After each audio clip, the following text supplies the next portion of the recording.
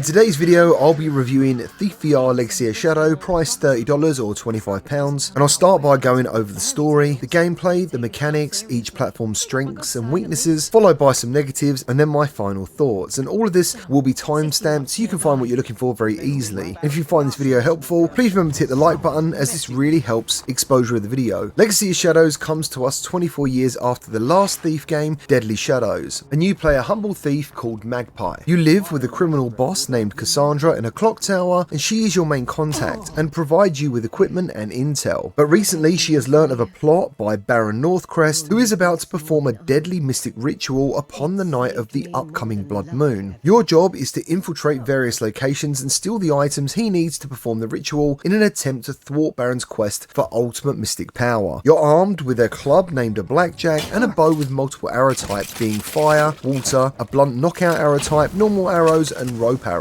As Thief VR's story gets going, you soon find a mechanical eye which has the spirit of the legendary master thief Garrett, who was the star of the original games, and legend has it that he simply vanished. Now, to use the eye, you place your hand on the side of your head and pull the trigger, and this activates Thief Vision. Now, I'm not sure if it's actually called that, but the devs can use this name if they want, and this highlights anything of significance in your eye line. It's a good tool to help you find treasure, because sometimes when you're rushing around you simply miss things, but outside of that I don't really feel it's ever put to good use. It would have been cool, for example, to actually use the eye in combination with some puzzles. Garrett is voiced by the original actor from the Thief games, and his voice definitely ups the quality of the game, whereas your own voice I think is pretty forgettable, but this does however add some fun back and forth between the two characters. Sleeping on the job. Let's not be the alarm clock.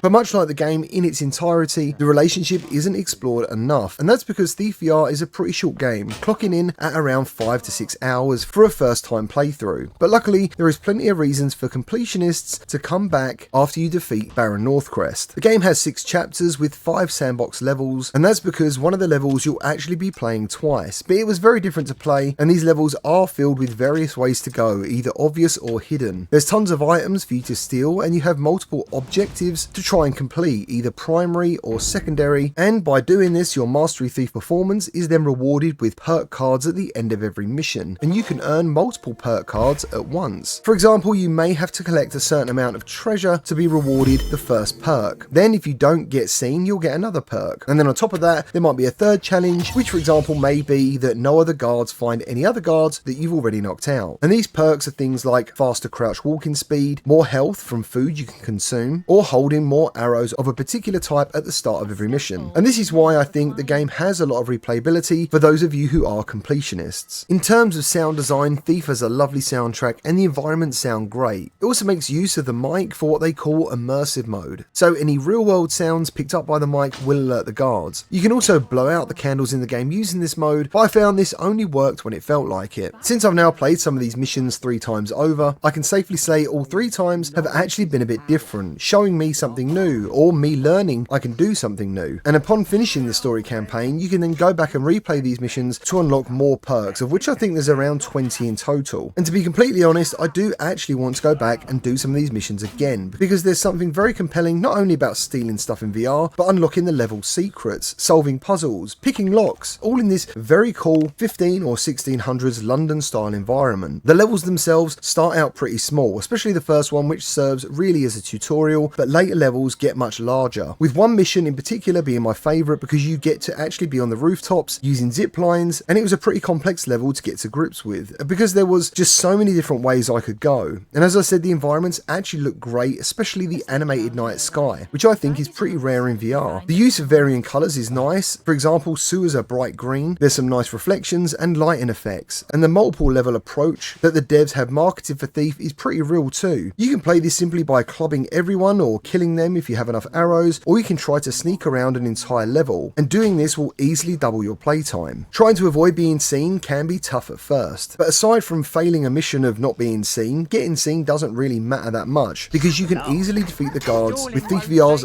very simple block and parrying system. There is one guard however who carries a massive axe, and he can simply chop through your blackjack and take you down for the one-hit kill. Thief VR also has its own vaulting mechanism, which activates when you grab a window ledge, then pushing forward forward on your joystick. I really like it, especially when you're being chased by guards, because as you run, you can simply grab a ledge with one hand and then push forward and you're still on the move, making the movement feel kind of fluid. But while saying that, you can't jump in Thief VR, so there's no platforming at all, and you can't slide on the ground by pressing crouch while running when it really does feel like you should be able to. A game like Thief, though, is really only as good as its AI for the NPCs, and unfortunately, this is where we already hit some negatives. The more you play Thief VR, the more you realise the visual representation of light and dark has much less effect on the gameplay than you first expect. You can stand or move around relatively close to the guards, feeling like you're insanely visible to them due to the environmental light around you, but as long as the blue diamond on your right hand isn't glowing, this means they cannot see you, and this is where the graphic comparisons for each platform does get a bit interesting, but we'll get to that in a minute. The blue diamond then is super important, at least in the beginning of your adventure, until you realise how narrow the guard's vision is, combined with the fact they can't look up. So if you get chased, all you have to do is climb something and you're home free. Plus the guards can't climb ladders anyway, which is a bit of a shame, and over time they feel less and less of a threat. Don't get me wrong though, the first hour or so is intense, but as you experiment through trial and error with what you can and can't get away with, the cracks start to show. The guards normally have a bit of banter and then go their separate ways, leaving them wide open for a quick smack around the head, which somehow still hasn't actually got boring to do, and then you can grab their bodies and hide them to stop them being woken up again by other guards. The guards did impress me once though, and that was when I was hiding in a chimney and I needed to put out a fire below me to escape. The guard instantly noticed the fire had gone out and relit it, which I thought was pretty cool. So before I get into platform specifics, I want to go over the negatives and any technical issues I faced. You'll be forever grabbing your lockpicks in Thief VR, but for some reason they have implemented a menu grab detection system, which means you can't just grab anything you want instantly from your wallet. Instead, you have to wait for your hand to be recognised by a small circle around the item that gets larger as confirmation the item can now be grabbed. And this system is very hit and miss, mostly miss, and sometimes it's very frustrating because this system is pretty much unnecessary and it just adds a layer of friction. Then there's the use of the gravity glove mechanic that we all know and love in VR, but in Thief, somehow they've made it the most frustrating version yet because it has such a small effect. You'll forever see white dots appear on items barely out of your grasp to activate the gravity grabbing mechanic, so then you always end up having to get close enough to physically pick up the items anyway. If you play standing or seated, you'll be forever either bending over physically or constantly crouching, and I think it would have been better just to get rid of this mechanic entirely because it only serves as a reminder that you can't quite reach stuff all of the time. And my last negative might be seen as nitpicking, but you can't actually pet the magpie, which you can call in using a whistle and he'll deliver some extra coins to you. Now, considering how significant this bird has been in the trailers and the marketing, I find it really strange that he isn't solid to the touch or reacts to you in any way. And now onto some technical issues. Firstly, there is audio overlapping, but luckily this doesn't happen very often. I don't need this tonight.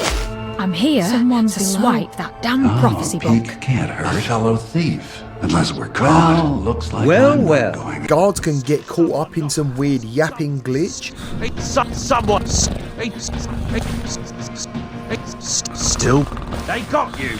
On PC, I had a door that refused to open, therefore preventing my progress. I also had a door that visibly vanished, but was still physically present. And then there was one or two drawers that I opened, but visibly looked shut. And I had this exact glitch on Quest and PSVR2. And that's because Thief VR is pretty much exactly the same on all platforms. And if I was to guess, I think it's the Quest version that has been ported to PCVR and PSVR2. What this means then is the Quest version looks great, but this also means it only looks good on PSVR2 and PCVR when you consider the graphical ceiling these systems are capable of, and unfortunately there's no graphic settings on PC, which was kind of disappointing. Don't get me wrong, there's plenty of moments Thief VR looks great regardless of what platform you play it on, but oddly enough each platform does look kind of different to the other in terms of performance and visual presentation. On MetaQuest 3, Thief VR looks pin sharp, colourful and pretty impressive at times, but it also suffers from extreme darkness. In some places the game looks so black you can't even see what you're supposed to be looking at or where to go next. There was one level where I did have some performance issues, but aside from that I think the game looks great on Quest but overly dark at times. Then we come to the PSVR2 version, which I'm pretty sure is reprojected, but I personally found it comfortable to play. But the PSVR2 version is the brightest of all three platforms and therefore makes the light and dark part of the sneaking around in Thief feel a little bit weird. You'll find it hard to believe guards cannot see you in almost perfect moonlight. Sometimes I was grateful it was brighter than the Quest, and other times I was let down by it. If there's anything significant PSVR2 offers over Quest, it's slightly better shadows.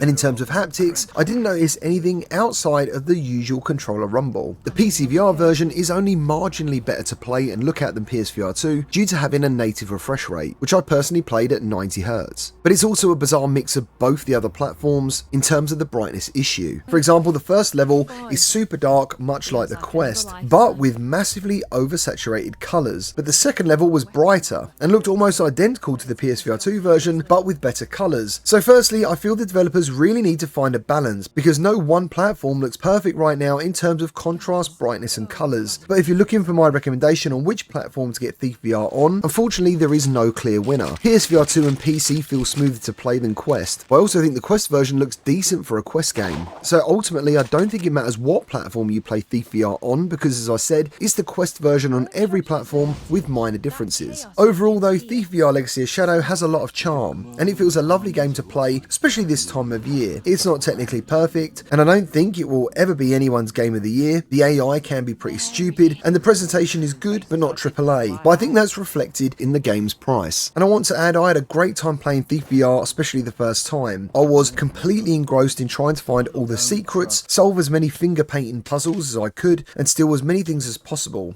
And I can definitely see a second playthrough happening for most people, especially for those of you who like to open every drawer and cupboard in a game looking for loot. And for that reason, I do give Thief VR a buy recommendation. I can't help but like it, even though I do wish there was more to it. Well, that's all I've got for you today. Let me know your thoughts down in the comments, and I'll see you on the next one.